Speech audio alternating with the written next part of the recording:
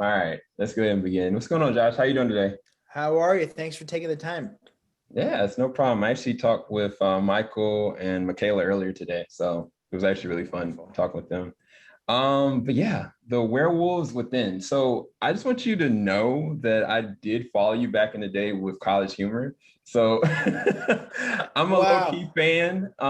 And I do know that you also are going to be starring in Plan B. I think it's coming up next week on Hulu. So congratulations on that as well. So yeah, so let's go ahead and get into the movie though. So you got crazy characters. You got some pretty awesome camera work. You got this really dark and misleading and mistrustful feel. And like those things I love. I love those in like directors like Edgar Wright. I love those in things like, Tim Burton. But I'm curious from your approach with just this IP in general, coming from Ubisoft, from the game to the script from Mishna Wolff, and then to you, what was this journey? How did you get to this IP and end up in the director's chair of this insane film? Well, it's pretty cool because if I hadn't taken the risk, to scare me to take like money out of my 401k, like from my time at College Humor as starter funds, which was so financially inappropriate and reckless. But if I didn't do that and I didn't make that first movie, I wouldn't have been able to have this opportunity. Vanishing Yeah. Angle, Matt Miller and Natalie Metzger specifically, they came to the test screening of the very first cut of Scare Me and then realized like, oh, this dude can direct movies. We're going to keep him in mind for projects. And then this Ubisoft came to them, hey, you have any directors you want to throw in the ring for this potential job? And so when I read Mishna Wolff's script, I immediately knew I wanted to direct it. It felt like the movies I grew up watching, from Arachnophobia to Yep. Jaws and Fargo. Yeah. No, I definitely kind of got that feel as well. But then even more so, like I said, the misleadingness of who done it, like the classic Mm. clue. I actually brought up to Michael and Michaela earlier, like Rob Schneider's The Animal. I don't know if you remember that movie, but the like I do. who is the animal, who's doing it, you know what I'm saying? It kind of your approach with this, as far as you understand comedy, you also understand dark comedy.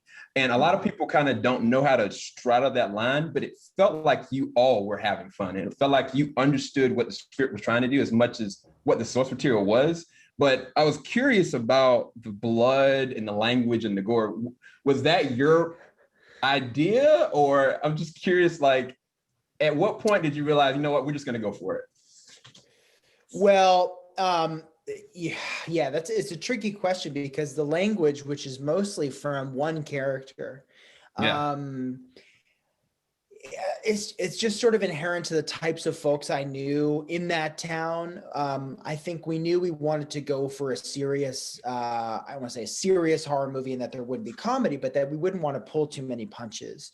That even though Yeah. we're making it feel like we're making it feel like uh, a great sort of escapist genre film.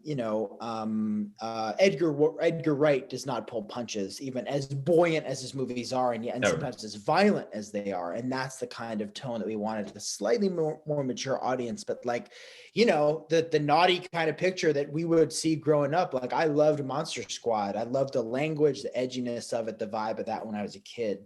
And I think this will be that kind of movie for, seventh and eighth graders, that inappropriate, maybe sleepover film to watch to a degree. I mean, there's nothing sort of overt. And then as far as like the blood and stuff, I mean, it's not too heavy. We do go there a little Yeah. bit, but it's not terribly overt. But I think we all were on the same page tonally. Like, we'd like this to go a little more Coen Brothers, Edgar Wright, than sort of like buoyant, Spielberg. We like the Spielberg look, but we do want to keep a bit of an edge to it, Yeah. bite, Yeah. if you will. Yeah. So I'm gonna say this is my last question. You guys seem honestly like you had a lot of fun, and I'm curious if you had another IP, whether it's a game or another franchise, to direct or make a series out of. What would it be? Darkman. I want Oh, Sam Raimi's Darkman so bad. I want oh to my play in God. that world so bad. I love that character. I think a horror superhero like him would be so awesome. Yeah, that's it. Series or movie? Either. I have a concept that could that could work well with both, I think. Yeah, have an angle. So if anyone's listening out there, I'd love to have that conversation. Look, if we get an interview with Sam Raimi later, we will mention that to him immediately. So thank you so much, Josh, for your time. Had a pleasure of, like I said, talking with Michaela and Michael earlier today. And I can't wait for you what you got next. Thank you, Samuel. I appreciate it. Have a good one. Are we really in a Mexican standoff right now? Baby, don't say Mexican. Just stand up.